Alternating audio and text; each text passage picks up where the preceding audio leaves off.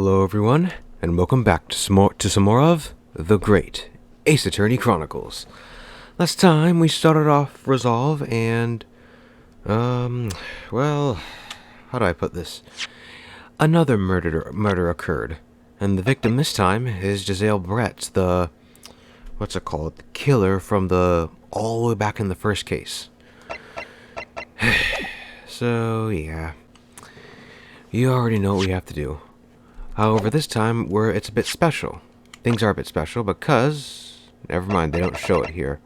But yeah, we're playing as Susato, who's dressed as a boy, because at this time in Japan's courts, they don't allow women. So, yeah, it is what it is.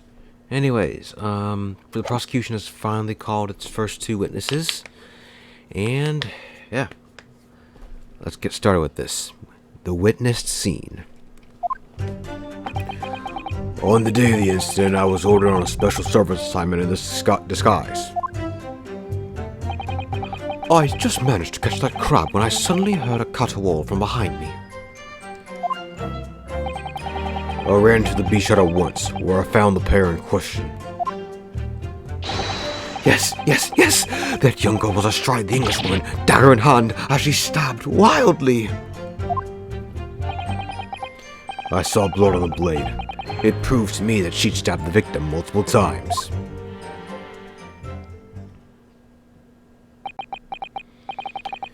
Indeed. It does appear from this testimony that both witnesses here present saw it. The very moment of this heinous crime. What? Now, if you will recall, I promised evidence as well. What phrase did I use again? Ah, yes, that was it. Damning evidence. What have you there, counsel? A so-called fountain pen, is it? Correct, Your Excellency. I found it at the scene whilst examining the body. It appears that in her dying moment, with a final ounce of strength, the victim clutched a piece of evidence that would positively identify her killer. What? Your Excellency, if you would cast your eyes over the photographic print of the crime scene once more. Ah, goodness me. Yes, the victim is clearly grasping something quite deliberately there in her hand. That's right, the fountain pen. And if you would kindly examine the pen, Your Honor, Your Excellency. Ugh! The owner's initials have been engraved into the ebonite barrel. R.M. Remember me. The initials of the defendant. Yeah? A pen?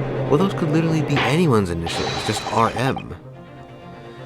This fountain pen will be admitted immediately as critical evidence.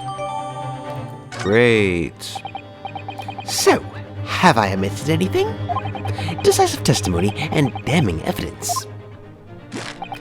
There's a bright blue sky outside the courthouse today. Perfect weather to ascribe guilt, I feel. I don't understand. The prosecutor ouched you of 9 months ago. Had none of this man's poise. Counsel for the defense, you may begin your cross-examination now. Naruhodo-san. Naruhodo. That means... Oh, yes, me. Is there another Naruhodo in my courtroom? Actually, there isn't even a single Naruhodo in your courtroom. Cousin Ryotaro, pull yourself together, please. Alright, I've seen this countless times as a judicial assistant. Find inconsistencies in the witnesses' testimonies to prove they're lying somehow. That's all there is to it. That's how a real lawyer would handle a cross-examination. So let's see what I can do.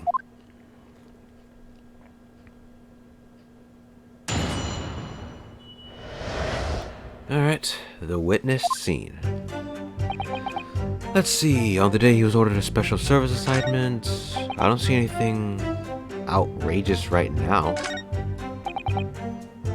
Where I found the parent question. She stabbed wildly. Multiple times. Hold up. It says she has a single deep stab wound. That's already a lie right there. The autopsy report, not autopsy, the post-mortem report dings it.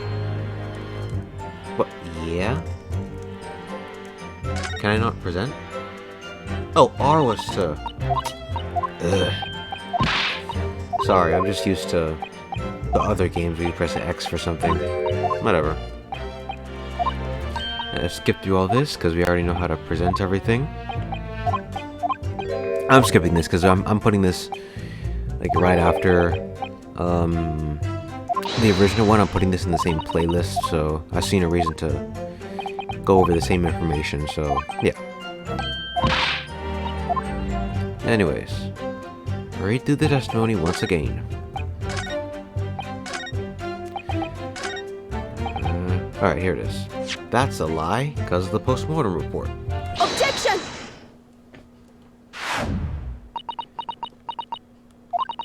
With that accusatory cry that just welled up from deep inside me, I think I finally understand. Every time Kazuma-sama and Naruhodo-san have stood out here at this bench, the stakes have been very, very high indeed. What's the meaning of that pose, Counsel? I'd like the witness to clarify something for me. Who? What? Where? When? How? Not you, Soseki-san. This query is directed at Inspector Osanaga. At me? In your statement just now, you said that the victim was stabbed multiple times. Yes, that's right. As I said when I entered the hut, the defendant was already standing over the victim, bloody knife in hand like a murderous demon. And yet, that cannot be. What? Get to the point, please, Counsel. In the post-mortem report, it clearly states that the victim was stabbed one time only. Ah! In other words, Inspector Osanaga's testimony is clearly flawed. Ah! And Soseki-san. Me? You claim to have seen Membami-san in the throes of stabbing the victim. Yes, I did. Wildly. But both you and the inspector confirm the same point, that there was already blood on the knife that you saw the defendant holding. Yes, and? It's quite simple. We know the murder weapon was used to stab the victim only once. Therefore, there was no way there could have been blood on the knife if that single stabbing hadn't already occurred.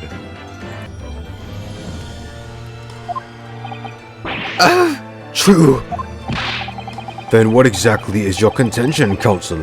Are you ever gonna tell us? Yes, Your Excellency. There's only one logical conclusion. What Soseki-san in fact saw was not the moment the defendant stabbed the victim at all, but the moment that the defendant in fact withdrew the blade from the victim's body. That can't be! Excellent work, Susato. You exploded at them without objection, then proceeded to pull them apart systematically. Objection! Well, this takes me back. Yes, I seem to remember your cousin staged a scene much like this in that trial 9 months ago. A half-witted child with a half-baked objection attempting to steal the show. You're right. There were certain similarities. Except that so-called half-witted child managed to outwit the prosecution, who has only half a head of hair. Slander! My head is quite adequately dressed. In any case, all this talk of stabbing and withdrawing in multiple wounds, it makes not a jot of difference. What? Why not? Engage your brain, young man. When the accused first plunged the deadly weapon to the victim, that was the fatal blow. And it was at that moment that just as she had withdrawn the blade ready for her next strike that the witnesses saw. The knife was already tainted with blood because the accused had already stabbed the victim. All you have successfully shown with your little display is that the mustached author is prone to moments of extravagance.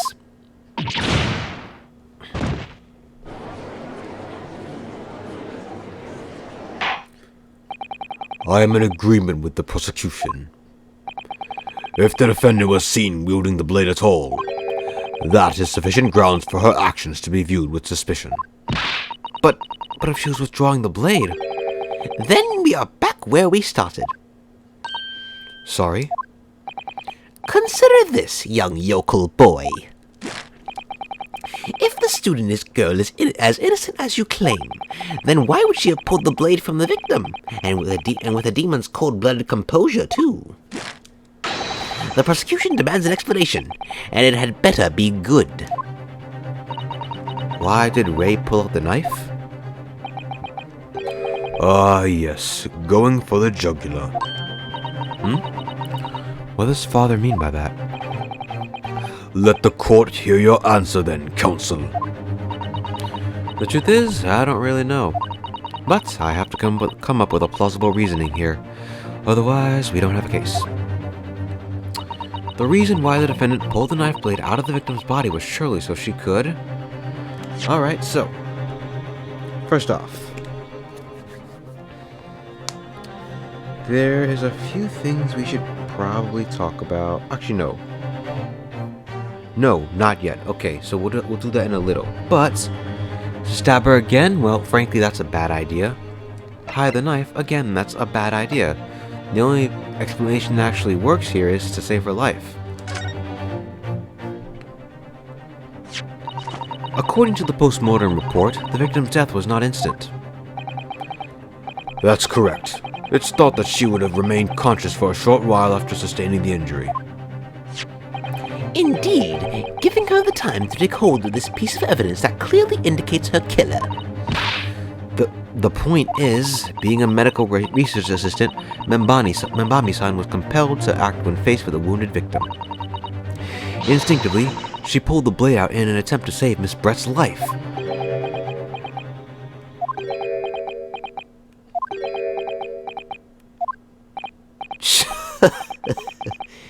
Did you hear that, Your Excellency? It would seem this is the best we can expect of this young yokel.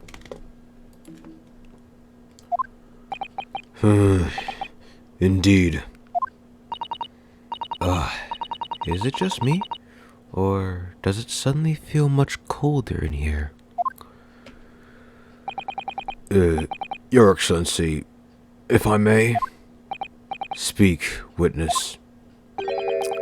I would like another opportunity to justify. In respect to the slipshod assertion put forward by the Yoko Defense Counsel, I mean. Slipshod? An excellent idea, Inspector. Our young yokel hopeful has a modicum of knowledge when it comes to the law, it seems. But in matters of medicine, he appears to possess not one iota of common sense. Very well, Inspector. I will permit your request. You will testify again before the court on the subject of the defense counsel's assertion. Yes, sir. I will do so flawlessly.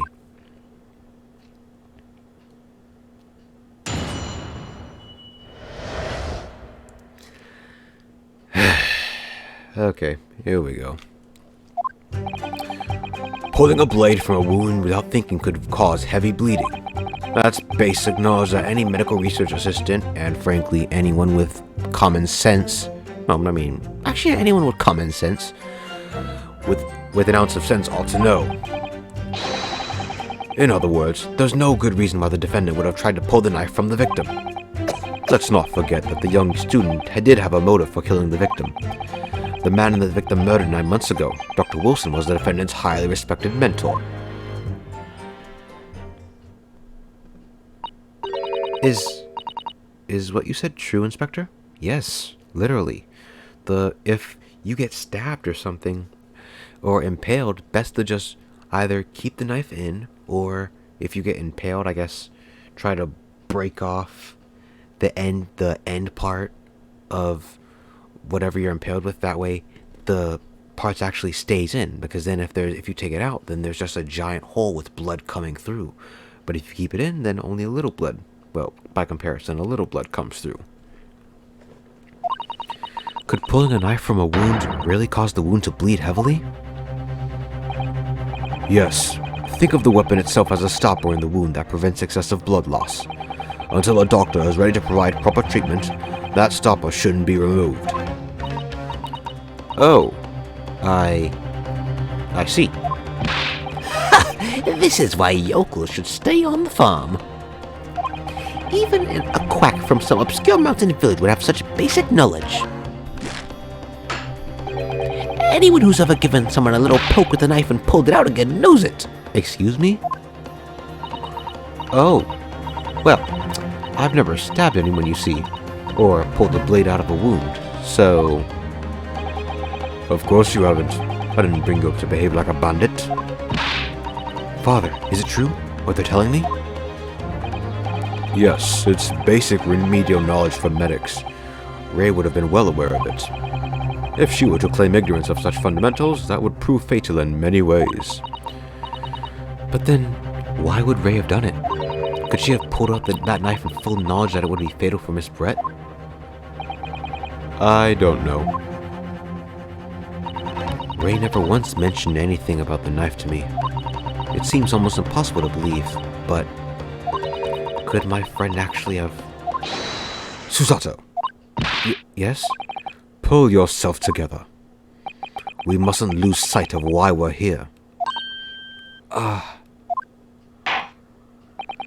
Counsel, it's time for your cross-examination.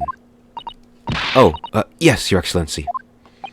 However, I must warn you that if your cross-examination fails to identify any issue with the established facts, I will be moving to my education immediately afterwards.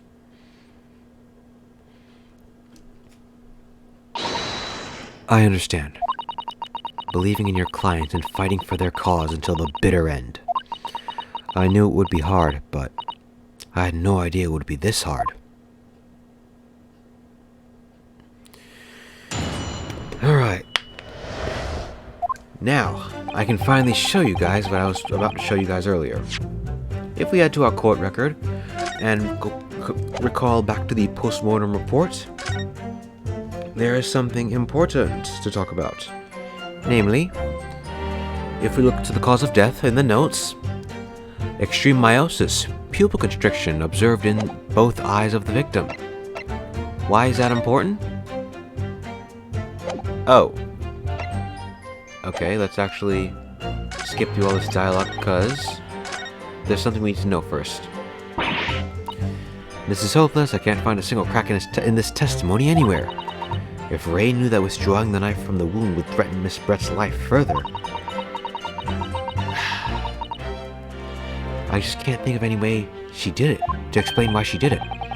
Susato, it's at time like these when it's especially important to remember the fundamentals. Essentially, he's teaching us how to... what's the word? To actually examine evidence. Instead of just looking at it at face value, we can actually... I know what to do, yeah, because I can just skip this. I'm going to do it anyways. Essentially, just click A to examine in greater detail, and you can actually move evidence around. Instead of just looking at it at the surface, we can actually delve deeper. So, if we look at our newspaper, on one side is true, the Soseki Natsume article. Recluse England returnees tell all. This is the interview with you and Soseki-san, is it, father? It looks as though it was quite an exchange. Yes, he became a little over-animated when he was talking about his time in England. The photographer managed to capture the moment his hand karate chopped me on the neck. I do hope you weren't hurt. But, if we look at the back of the newspaper, we can see something completely different. This is the newspaper from Soseki-san. There seems to be an important article on the back page as well. Exclusive. Deadly poison stolen from Yume Medical Research Laboratory. From Yume's Medical Research? Father, isn't that your lab? What the? Let me see that. The poison's been stolen? It's this morning's paper that Soseki-san gave us. Are you saying you didn't know? As embarrassing as that is for the head of the laboratory, I didn't. I've not heard of such a anything. Where on earth could the reporter have gleaned this information? Come to think of it, there was no article mentioning this story in our paper this morning, was there? It's a highly toxic poison we've been working on in the strictest confidence. I'd put Ray in charge of the project. Ray? She was managing it? If what's written here is true, it means that she tried to hide the theft from me. And moreover, the details were leaked somehow. I don't believe it. We need to read this article very carefully. Yeah? Let's look at it then. Let's see. Following a lecture, a deadly poison was developed in the university's forensic science laboratory was stolen. Deadly in tiny quantities. Okay. Quantities, sorry. Again, I literally have verbal dyslexia when I'm reading things like this. I don't know. Even the smallest amount entering the body, either via the mouth or via a wound from a poison-laced blade, would prove fatal in minutes. Current methods cannot detect the newly developed chemical. The university would have to be consulted. Oh, actually, you know what it is? I just realized it. Because I have a deep voice, my throat vibrates whenever I talk. Meaning if I talk for extended periods of time, I guess my throat goes numb? That's what I'm guessing? I don't know. Anyways. Current methods can't detect anything, so the university has to be consulted. What? Yeah? An undetectable poison? Onset occurs in minutes with impaired breathing and contraction of the pupils. Just like what we heard in the autopsy report. Interesting. And let's also examine the pen, because that's something we have to remember later.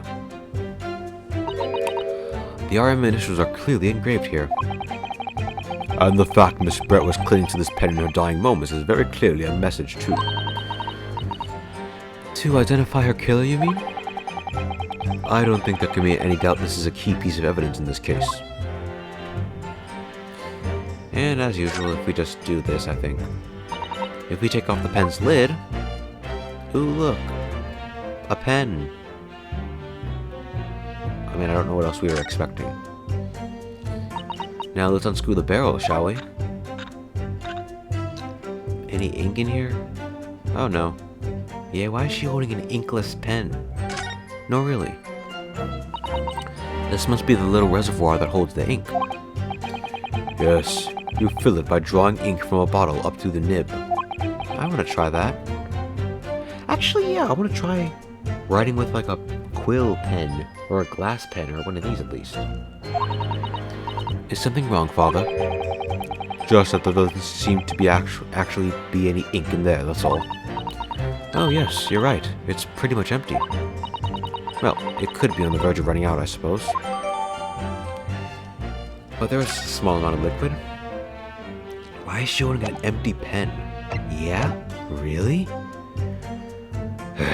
Whatever. Anyways.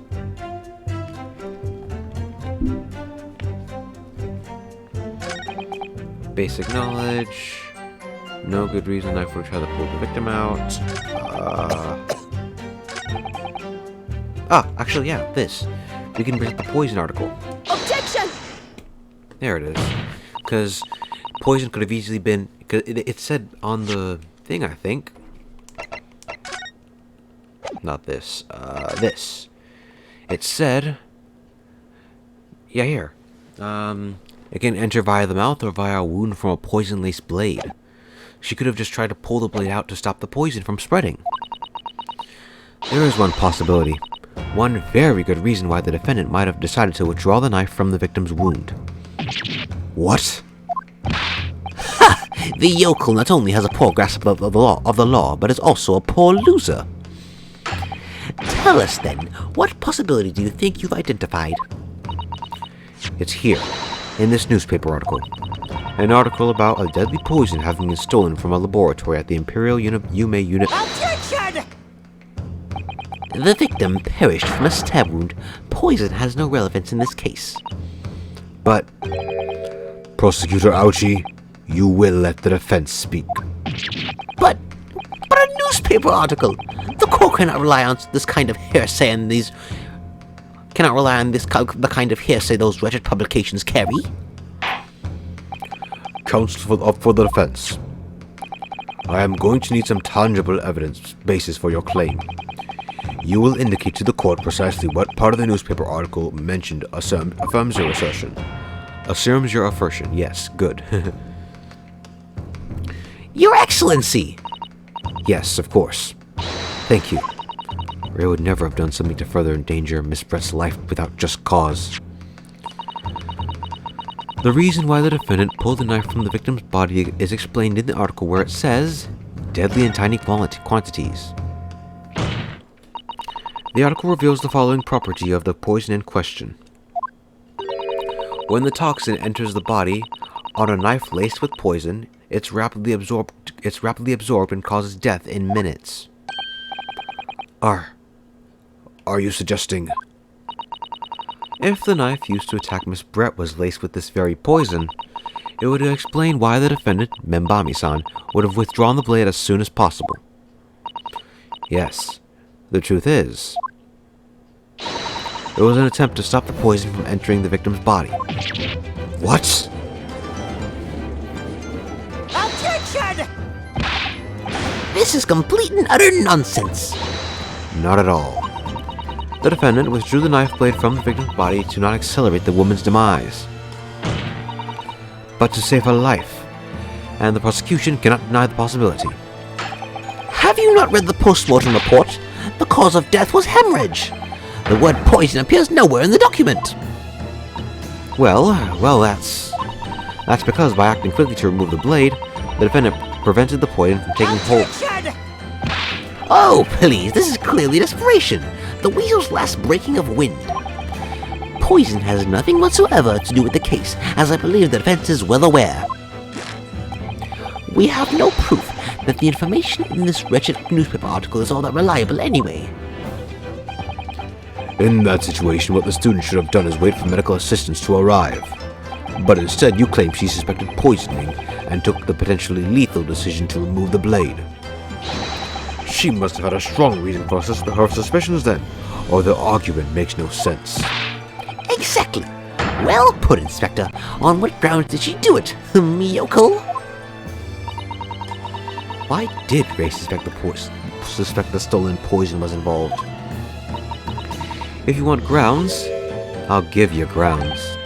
What? You can't possibly... From your expression, Counsel, it would appear those are not empty words.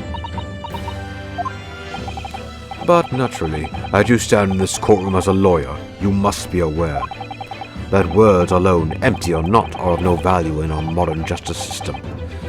The court demands evidence. Yes, Your Excellency, I'm well aware of that.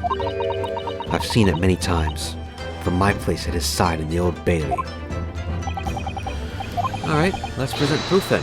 Easily, the post-mortem report. Take that! Which I literally just explained. I would ask the court to refer to the notes section of the post-mortem report, which reads, extreme meiosis, pupil constriction, was observed in the victim. Ah! Clearly, being a yokel with no knowledge of forensic science, I have no idea, so please, do tell me. Presumably, the fact that this condition of the victim was noted in the post-mortem report means that it's an unusual symptom of death? Well... Under normal circumstances, the pupils dilate when someone dies. If there was an extreme constriction instead, that's most certainly unusual, yes. What are you doing, you yokel detective? In the newspaper article, there's the following information about the stolen poison. Onset of symptoms occurs in minutes, ending with an acute contraction of the pupils prior to death. What? If the defendant, upon seeing the victim stabbed in the back, had happened to notice the pupils of Miss Brett's eyes had constricted so severely.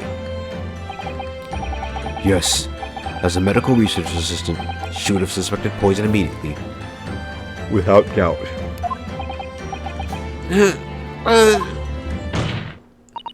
Prosecutor Ouchie, I think you'll agree that this is very compelling evidence. You, yokel student and yokel professor! I believe the defense has expertly demonstrated a credible reason for the defendant's actions. No. Eugene Mikotoba. Yes, Your Excellency. I believe you are the best place here to confirm or deny the veracity of the defense's counsel's argument. You will tell the court about the details reported in this newspaper, please. It pains me to have to admit it, but I'm afraid I don't know. You don't know? The toxin was kept under lock and key in my laboratory, certainly, but I was unaware of any theft. Do you mean to tell the court that the reports of this theft are unfounded? No, Your Excellency. Without returning to the laboratory to investigate myself, I couldn't say. Ha! Listen to the bumbling academic. Unaware of the theft of the secret state research from his own workplace until he reads of it in the newspaper. I take full responsibility for the incompetence of my supervision. Father? Tss, a pitiful situation for a university professor. You should have more control of your students rather than allowing them off on killing sprees. That's totally unfounded. Who was that? Oh. None of this is Professor Mikotoba's fault. It's all my fault. Ray. Membami-san, you stand accused here. Outbursts like this will not be tolerated. But it was me. I was the one who noticed that the poison we were developing had still been stolen that day. What? So you knew. I'd been placed in charge of overseeing the project.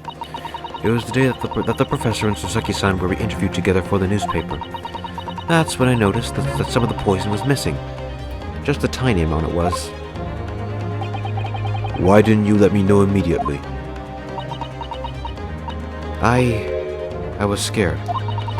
The whole project was supposed to be confidential, but some of the toxin had somehow been taken. So I decided I'd try to get it back before anyone else found out. Because I had a very good idea who the thief was. The thief? You don't mean... Yes, of course it was that dainty English woman. Miss Giselle Brett? That's why I decided to join the little group of people going to the seaside. Inside the beach hut, I confronted Miss Brett. But she just sat on the stool at the back of the hut. She just sat on a stool in the back of the hut, smiling sweetly at me as if she knew she were untouchable.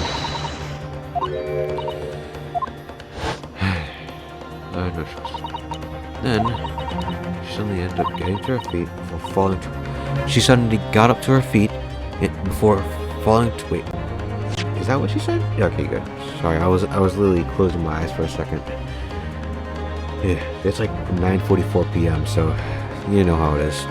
And then, she suddenly got to her feet before falling to her knees in front of me and then collapsing on the floor. That's when I saw the knife in her back. I couldn't understand what had just happened. And then, a moment later, I was seized with fear. The pupils of her eyes had shrunk to tiny pinpoints. I don't believe it. In other words, you realize the victim was suffering from the effects of the stolen poison. My mind started racing. I hadn't seen anything past Miss Brett's lips whilst I'd been with her, which left only one possible way for the poison to have entered her body. On the blade of the knife in her back. And that train of thought was what spurred you to withdraw the blade. Yes. If the amount that had entered her bloodstream was small enough, she might have still had a chance.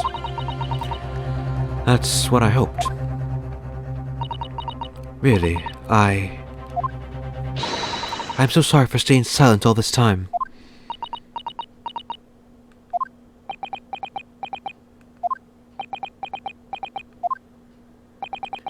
Your attempt to hide the truth of what happened is not something that can be overlooked. However, I have duly noted the courage with which you confessed in the end. Thank you, Your Excellency. It's barely perceptible, but I do think the balance has shifted a little here in this courtroom now. Objection! Your Excellency, do not be deceived. The victim just collapsed before your eyes, you say. Well, Membami-san, if that is the case, perhaps you could explain how Miss Brett came to be stabbed? What?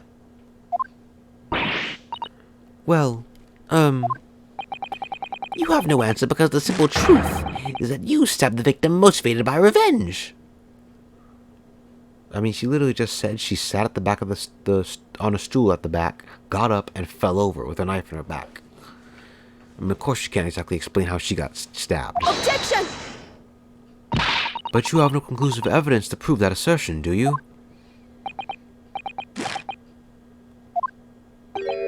Oh, I have evidence, and it is very much conclusive. What's the prosecution counsel up to? It was brief, but he hesitated for a moment there. I'm almost sure of it. You will produce the aforementioned evidence at once, Prosecutor Ouchi. Perhaps some praise is due, young Yoko student. What? I had imagined there would be no need for me to submit this evidence. But you've brought this on yourself. Yeah?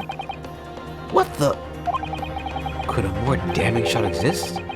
The cruelty in the air on that beach was almost palpable. Yeah? This evidence, more than any other, reveals the true extent of the accused's murderous nature, for it shows the precise moment that Membami-san plunged her dagger into the victim's back. No, that's not true. No. I don't believe it. I mean, to be fair, it could just be her pulling the knife out. Order, order, order. Counsel for the defense. Was it you who was responsible for that shrill scream that just pierced my courtroom? Perhaps his voice has yet to break. These yokels are slow of mind and slow to mature. I'll show you who's slow to mature. Careful now. Susato is starting to show her face here. It is often said that a picture is worth 1,000 words, and here we have ample proof. The court will accept this extremely cogent photographic print as evidence. Yeah? I can't believe he's had a photograph like that up his sleeve the entire time. It's such a stark image, I'm genuinely lost for words. Wait a minute, I don't understand. How did you... who took that photograph? Ray. Objection! That's of no importance here. Stop trying to divert attention. Oh, Objection! that's an absurd thing to say. It's crucially important. Whoever took this photographic print was a witness to Miss Brett's death. The court must be allowed to hear this person's testimony. I will uphold the defense's demand. The prosecution will reveal the identity of the person responsible for taking this photograph at once. Well, afraid I can't do that. Pardon? You see, this print arrived at the Imperial Police Bureau headquarters by express post yesterday. But there was nothing to indicate the sender's name or address. The provenance of the print is unknown. Yeah? So you just took a random print that was turned into you and presented it in court? There's literally no integrity on that print. There's no proof that that print is real. Goodness. Are we to understand, then, counsel, that in full knowledge of the fact that this photograph has the murkiest of origins, you nevertheless believe it fit for submission as evidence in the Supreme Court? When you first produced that print before, I noticed that you hesitated for a brief moment, because you knew there was completely reliable evidence, didn't you? Silence, you yokel student and babbling professor! What matters is this blatant truth that this print so eloquently expresses. But the defendant has already admitted to pulling the bleed from the wound. Clearly, this isn't the moment that the knife was plunged into the victim's back, but the moment that it was withdrawn? Don't waste this court's time with your ramblings. Indeed. Without knowledge of who produced this print, we have no means of verifying the claim. And the scene it captures is without the doubt the most compelling evidence presented to the court. If the defense is unable to shed any further light on the matter, I believe this conclusion is clear. Oh no. Susato, this is the time for you to fight. If what you've established so far is true, then there can be no doubt. This photograph shows the moment that Ray withdrew the blade from the victims. Yes, we just need to prove that somehow. You'll have plenty of time to rue your defeat on the slow train back to the provinces. And to rue the day you came up against Taketsuchi Ouchi in a court of law. If I can't determine who took this photograph, then the trial is going to come to an end. There must be a clue somewhere. There must be some way of working out who took it. Well, counsel? Your Excellency, the burning question who took that photograph, and the truth is, actually rather easy. Because, if we look at this photograph, specifically the right side, we see this little lightning-shaped mark. This lightning-shaped crack. Right? Meaning whoever took this, their camera was cracked slightly. And in case you haven't noticed, if we go back to the, what's it called? Here, right here.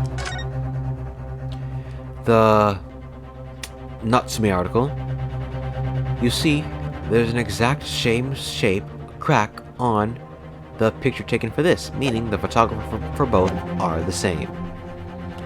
So, do I say I don't know? Because we don't know the guy, but we do have the answer. Alright, maybe I have the answer. Oh, yeah, it is. Okay, good. This isn't about whether I can or can't come up with the answer now. I simply have to. Oh, great. Illusion of choice. The identity of the person who took this dramatic photographic print is, I assure you, something the defense can and will reveal. What? No! You can't possibly! But, as you so boldly claim that you can, please do enlighten us. Unfortunately, I'm unable to present a name. How utterly underwhelming. Did you really believe you could? However, I am able to present evidence. The defense has a piece of evidence that reveals important details about the photographer's identity. What? Very well, then, counsel. Present your proof to the court. Explain, present, same difference. Which piece of evidence reveals something? Obviously, it's the newspaper article. Take that! What is that? The newspaper again? Great Ace English Attorney tells all. It's not the headline that's relevant here, Your Excellency. It's the photograph. If you look at it closely, you'll notice that there are some white lines on the right side. Ah, yes indeed. They had already caught my eye as it happens. Ha! What of it? A shadow of some kind, presumably, from the branches of a tree or the like. There are no trees growing inside my laboratory at the university, I can assure you.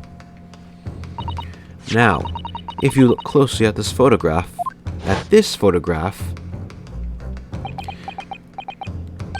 Good gracious! Yes, exactly the same pattern of lines is present on this photograph too. Objection! Well, that tells us nothing. Ha! Yes, it's a shadow of some kind, definitely, from the branches of a tree. There wouldn't be any trees growing inside a hut at the beach, Counsel. What's quite remarkable about it is that the two patterns are absolutely identical. How could such an extraordinary similarity have transpired? The curious matching pattern that appears in both photographic prints is a result of a defective camera. Obviously, it must be due to a problem with the camera used to take the photograph. With the photographic device? Yes. We can confidently say that the camera's lens must be scratched, and that the scratched lens causes unwanted lines to appear on every print taken with the device. In short, the two photographs under consideration here were taken with the same camera. But there must be hundreds of such camera devices here in the capital. It would be utterly impossible to identify the owner of this particular one. Objection! I think you're forgetting, Prosecutor Ouchie, that one of the photographs is featured in a newspaper article. A newspaper? That's right. The author of that article is the mystery witness to this crime. What?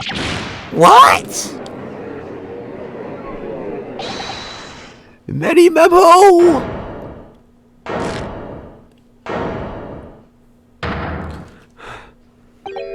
I see why you were called a recluse English returnee.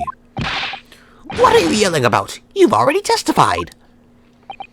It's many memo, I tell you! Many memo! Memo!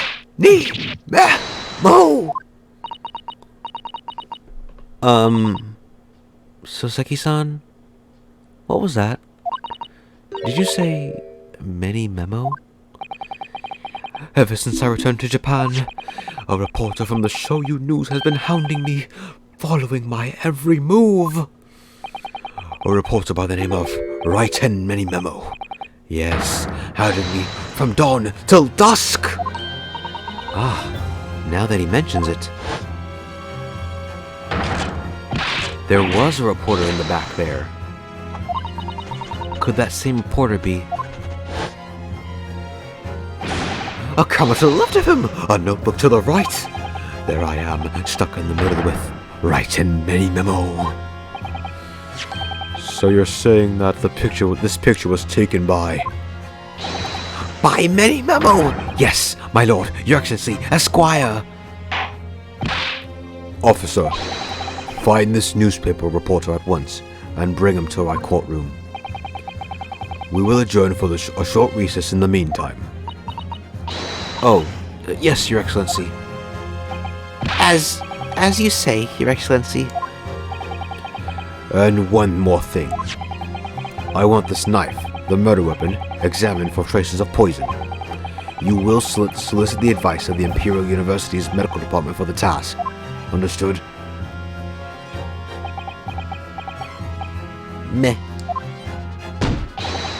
Many memo! Good lord, did my voice just crack there?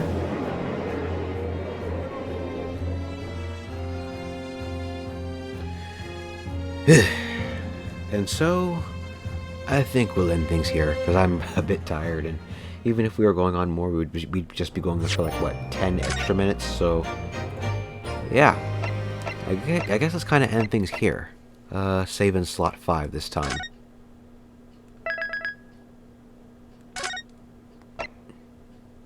Yeah, there we are, okay.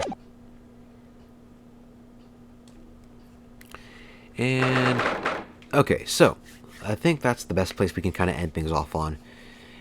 We did a lot this time, but I think we kind of got into the basically meat of the whole court case. This case isn't too long, but yeah, we kind of got into the meat of it.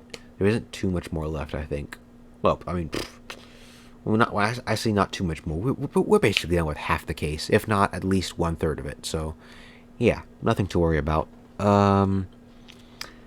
Anyways, thank you guys for watching, and yeah, I'll see you guys in the next video.